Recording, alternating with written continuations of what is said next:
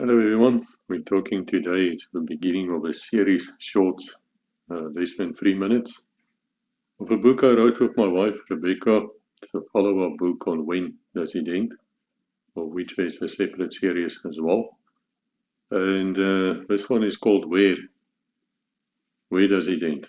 And there might be a third book, Why Did It End? But this one is interesting because again it deals with the Jewish army, which got nothing to do with IDF. Rescuing Jews out of occupied France between 1942 and 1943-44.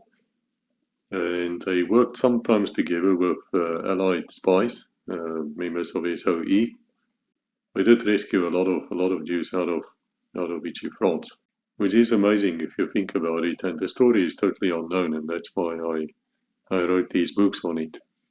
Now, in the first book, in When Does It End, it was actually a fairly simple operation because there were only a bunch of kids which we were struggling to get to Switzerland.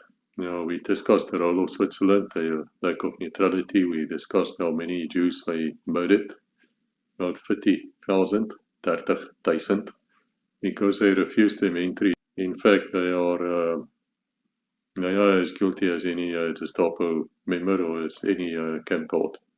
But in this book, it's really a lot more difficult because you're talking about more than 180 Jews who is trapped in a certain place and they need to get out. And so that's what the book is about. It's fascinating how they do it. And the book is filled with historical things which I'm almost certain nobody knows about, like all my books. It is available at Amazon in hard and soft cover as well as Kindle as well as in audio.